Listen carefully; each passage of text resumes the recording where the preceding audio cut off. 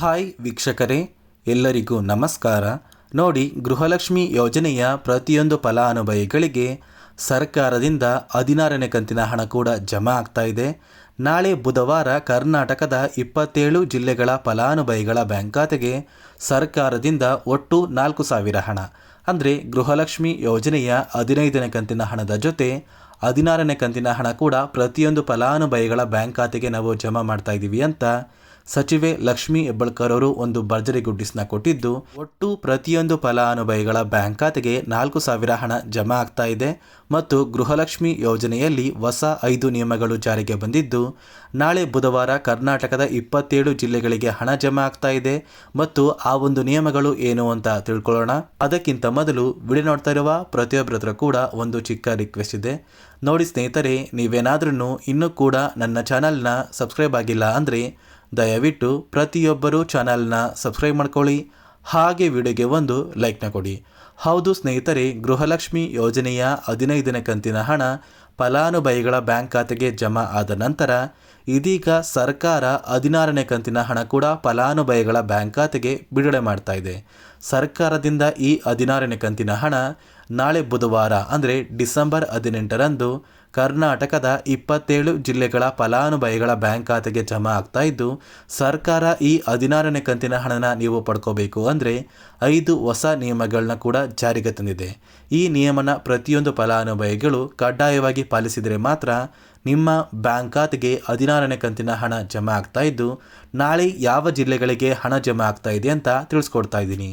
ನೋಡಿ ಸ್ನೇಹಿತರೆ, ಮೊದಲಿಗೆ ಬಾಗಲಕೋಟೆ, ಬೆಂಗಳೂರು ನಗರ, ಬೆಂಗಳೂರು ಗ್ರಾಮಾಂತರ, ಬೆಳಗಾವಿ, ಬಳ್ಳಾರಿ, ಬೀದರ್, ವಿಜಯನಗರ, ಚಾಮರಾಜನಗರ, ಚಿಕ್ಕಬಳ್ಳಾಪುರ, ಚಿಕ್ಕಮಗಳೂರು, ಚಿತ್ರದುರ್ಗ, ದಕ್ಷಿಣ ಕನ್ನಡ, ದಾವಣಗೆರೆ, ಧಾರವಾಡ, ಗದಗ, ಕಲಬುರಗಿ, ಹಾಸನ, ಹಾವೇರಿ, ಕೊಡಗು, ಕೋಲಾರ, ಕೊಪ್ಪಳ, ಮಂಡ್ಯ, ಮೈಸೂರು, ರಾಯಚೂರು, ರಾಮನಗರ, ಶಿವಮೊಗ್ಗ, ತುಮಕೂರು, ಉಡುಪಿ, ಉತ್ತರ ಕನ್ನಡ, ಯಾದಗಿರಿ ಮತ್ತು ಬಿಜಾಪುರ ಈ 27 ಜಿಲ್ಲೆಯ ಪ್ರತಿಯೊಂದು ಫಲಾನುಭವಿಗಳ ಬ್ಯಾಂಕ್ ಖಾತೆಗೆ ನಾಳೆ ಬುಧವಾರ ಅಂದರೆ ಡಿಸೆಂಬರ್ 18ರಂದು ಗೃಹಲಕ್ಷ್ಮಿ ಯೋಜನೆಯ 16ನೇ ಕಂತಿನ ಹಣ ಮತ್ತು 15ನೇ ಕಂತಿನ ಹಣ ಕೂಡ ಜಮಾ ಆಗ್ತಾ ಇದೆ. ಯಾರೆಲ್ಲ ಫಲಾನುಭವಿಗಳು ಇಲ್ಲಿಯವರೆಗೂ ಗೃಹಲಕ್ಷ್ಮಿ ಯೋಜನೆಯ ಒಟ್ಟು 14 ಕಂತಿನ ಹಣನ ಪಡ್ಕೊಂಡಿದ್ದೀರಾ ಅಥವಾ 15ನೇ ಕಂತಿನ ಹಣನ ಪಡ್ಕೊಂಡಿದ್ದೀರಾ, ಪ್ರತಿಯೊಂದು ಫಲಾನುಭವಿಗಳಿಗೆ 15ನೇ ಕಂತಿನ ಹಣ ಜೊತೆ 16ನೇ ಕಂತಿನ ಹಣ ಅಂದರೆ ಒಟ್ಟು 4,000 ಹಣ ಜಮಾ ಆಗ್ತಾ ಇದೆ. ನಿಮ್ಮ ಬ್ಯಾಂಕ್ ಖಾತೆಗೆ ಕೆಲವೇ ದಿನಗಳಲ್ಲಿ ಖಂಡಿತವಾಗಿಯೂ ಈ 2 ಕಂತಿನ ಹಣನ ನೀವು ಪಡ್ಕೋತೀರಾ. ಅದೇ ರೀತಿ ಈ ಹಣನ ನೀವು ಪಡ್ಕೋಬೇಕು ಅಂದರೆ ಸರ್ಕಾರ ಗೃಹಲಕ್ಷ್ಮಿ ಯೋಜನೆಯಲ್ಲಿ 5 ಹೊಸ ನಿಯಮಗಳನ್ನ ಜಾರಿಗೆ ತಂದಿದ್ದು, ಈ 5 ನಿಯಮದ ಆಧಾರದ ಮೇಲೆ ಪ್ರತಿಯೊಂದು ಫಲಾನುಭವಿಗಳ ಬ್ಯಾಂಕ್ ಖಾತೆಗೆ ಇನ್ನು ಮುಂದೆ ಗೃಹಲಕ್ಷ್ಮಿ ಯೋಜನೆಯ 2,000 ಹಣ ಜಮಾ ಆಗುತ್ತೆ ಅಂತ ಸಚಿವೆ ಲಕ್ಷ್ಮೀ ಹೆಬ್ಬಾಳ್ಕರ್ ಅವರು ಒಂದು ಮಾಹಿತಿನ ಕೊಟ್ಟಿದ್ದಾರೆ. ಹಾಗಾದರೆ ಬನ್ನಿ ಸ್ನೇಹಿತರೆ, ಈ 5 ನಿಯಮಗಳು ಯಾವುದು ಅಂತ ತಿಳ್ಕೊಳ್ಳೋಣ. ನೋಡಿ ಸ್ನೇಹಿತರೆ, ಮೊದಲನೆಯ ಒಂದು ನಿಯಮ ಬಂದು, ಸಾಕಷ್ಟು ಗೃಹಲಕ್ಷ್ಮಿ ಯೋಜನೆಯ ಫಲಾನುಭವಿಗಳು ನೀವು ಹೊಂದಿರುವಂತಹ ಒಂದು ರೇಷನ್ ಕಾರ್ಡ್ಗೆ ನಿಮ್ಮ ಮನೆಯ ಪ್ರತಿಯೊಂದು ಸದಸ್ಯರ ಆಧಾರ್ ಕಾರ್ಡ್ನ ಕಡ್ಡಾಯವಾಗಿ ಲಿಂಕ್ ಮಾಡಿಸ್ಬೇಕು. ಅಂದರೆ ಮನೆಯ ಸದಸ್ಯರ ಆಧಾರ್ ಕಾರ್ಡ್ನ ನಿಮ್ಮ ಒಂದು ರೇಷನ್ ಕಾರ್ಡ್ಗೆ ಲಿಂಕ್ ಮಾಡಿಸಿದರೆ ಮಾತ್ರ ಮುಂದಿನ ದಿನಗಳಲ್ಲಿ ನಿಮ್ಮ ಬ್ಯಾಂಕ್ ಖಾತೆಗೆ ಗೃಹಲಕ್ಷ್ಮಿ ಯೋಜನೆಯ ಹಣ ಜಮಾ ಆಗುತ್ತೆ. ಅದೇ ರೀತಿ ನೋಡಿ ಸ್ನೇಹಿತರೆ, ಎರಡನೆಯ ಒಂದು ನಿಯಮ ಬಂದು, ಸಾಕಷ್ಟು ಗೃಹಲಕ್ಷ್ಮಿ ಯೋಜನೆಯ ಫಲಾನುಭವಿಗಳು ಅವರ ಬ್ಯಾಂಕ್ ಖಾತೆಯಲ್ಲಿ ಇರುವಂತಹ ಹಣ ಯಾವುದೇ ರೀತಿಯ ಒಂದು ವಹಿವಾಟನ್ನು ಮಾಡ್ತಾ ಇಲ್ಲ. ಅವರ ಬ್ಯಾಂಕ್ ಖಾತೆಗೆ ಗೃಹಲಕ್ಷ್ಮಿ ಯೋಜನೆಯ 2,000 ಹಣ ಪ್ರತಿ ತಿಂಗಳು ಬರ್ತಾ ಇದೆ.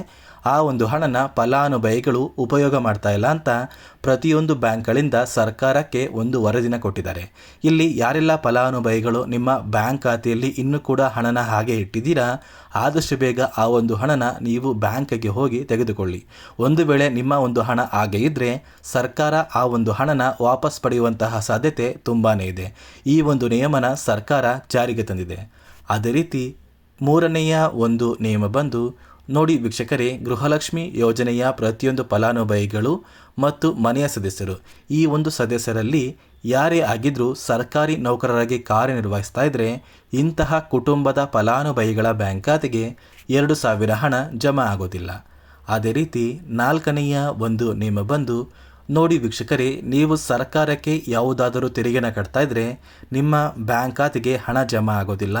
ಸರ್ಕಾರಕ್ಕೆ ಟ್ಯಾಕ್ಸ್ನ ಕಟ್ತಾ ಇರುವಂತಹ ಪ್ರತಿಯೊಂದು ಫಲಾನುಭವಿಗಳ ಒಂದು ಹೆಸರನ್ನ ಸರ್ಕಾರ ಗೃಹಲಕ್ಷ್ಮಿ ಯೋಜನೆಯ ಅರ್ಹರ ಪಟ್ಟಿಯಿಂದ ಡಿಲೀಟ್ ಮಾಡಿದೆ. ಮತ್ತು ಸ್ನೇಹಿತರೆ, 5ನೆಯ ಒಂದು ನಿಯಮ ಬಂದು ನಿಮ್ಮ ಒಂದು ಕುಟುಂಬದ ವಾರ್ಷಿಕ ಆದಾಯ 7 ಲಕ್ಷಕ್ಕಿಂತ ಕಡಿಮೆ ಇರಬೇಕು. ಒಂದು ವೇಳೆ 7 ಲಕ್ಷಕ್ಕಿಂತ ಜಾಸ್ತಿ ಇದ್ದರೆ ನೀವು ಸರ್ಕಾರಕ್ಕೆ ಟ್ಯಾಕ್ಸ್ನ ಕಟ್ಟಬೇಕು ಮತ್ತು ಗೃಹಲಕ್ಷ್ಮಿ ಯೋಜನೆಯ 2,000 ಹಣ ನಿಮ್ಮ ಬ್ಯಾಂಕ್ ಖಾತೆಗೆ ಜಮಾ ಆಗೋದಿಲ್ಲ ಅಂತ ಸಚಿವೆ ಲಕ್ಷ್ಮಿ ಹೆಬ್ಬಾಳ್ಕರ್ ಅವರು ಈ 5 ನಿಯಮಗಳನ್ನ ಜಾರಿಗೆ ತಂದಿದ್ದು, ಈ 5 ನಿಯಮದ ಆಧಾರದ ಮೇಲೆ ನಿಮ್ಮ ಬ್ಯಾಂಕ್ ಖಾತೆಗೆ ಗೃಹಲಕ್ಷ್ಮಿ ಯೋಜನೆಯ 16ನೇ ಕಂತಿನ ಹಣ ಜಮಾ ಆಗ್ತಾ ಇದೆ. ಸರ್ಕಾರ ಈ 5 ನಿಯಮನ ಖಂಡಿತವಾಗಿಯೂ ಪಾಲನೆ ಮಾಡಲೇಬೇಕು ಅಂತ ಆದೇಶನ ಕೂಡ ಕೊಟ್ಟಿದೆ. ಮತ್ತು ನಾಳೆ ಬುಧವಾರ ಗೃಹಲಕ್ಷ್ಮಿ ಯೋಜನೆಯ 15ನೇ ಕಂತಿನ ಹಣ ಮತ್ತು 14ನೇ ಕಂತಿನ ಹಣ ಕರ್ನಾಟಕದ 27 ಜಿಲ್ಲೆಗಳ ಪ್ರತಿಯೊಂದು ಫಲಾನುಭವಿಗಳ ಬ್ಯಾಂಕ್ ಖಾತೆಗೆ ಜಮಾ ಆಗುತ್ತೆ. ಒಂದು ವೇಳೆ ನಿಮ್ಮ ಬ್ಯಾಂಕ್ ಖಾತೆಗೆ ಹಣ ಇನ್ನೂ ಸಹ ಬಂದಿಲ್ಲ ಅಂದರೆ ಕೆಲವೇ ದಿನಗಳಲ್ಲಿ ಪ್ರತಿಯೊಂದು ಫಲಾನುಭವಿಗಳ ಬ್ಯಾಂಕ್ ಖಾತೆಗೆ ಹಣನ ತಲುಪುವಂತಹ ಪ್ರಯತ್ನ ಸರ್ಕಾರದಿಂದ ನಾವು ಪಡ್ತೀವಿ ಅಂತ ಸಚಿವೆ ಲಕ್ಷ್ಮಿ ಹೆಬ್ಬಾಳ್ಕರ್ ಅವರು ಪ್ರತಿಯೊಂದು ಫಲಾನುಭವಿಗಳಿಗೆ ಒಂದು ಮಾಹಿತಿನ ಕೊಟ್ಟಿದ್ದು, ಇದಿಷ್ಟು ಗೃಹಲಕ್ಷ್ಮಿ ಯೋಜನೆ ಕುರಿತು ಸರ್ಕಾರದಿಂದ ಬಂದಿರುವಂತಹ ಒಂದು ಮಾಹಿತಿಯಾಗಿದೆ. ನಾನು ಕೊಟ್ಟಿರುವಂತಹ ಮಾಹಿತಿ ನಿಮಗೆ ಇಷ್ಟ ಆಗಿದ್ರೆ ನನ್ನ ಚಾನಲ್ನ ಸಬ್ಸ್ಕ್ರೈಬ್ ಮಾಡ್ಕೊಳ್ಳಿ, ಹಾಗೆ ವಿಡಿಯೋಗೆ ಒಂದು ಲೈಕ್ನ ಕೊಡಿ.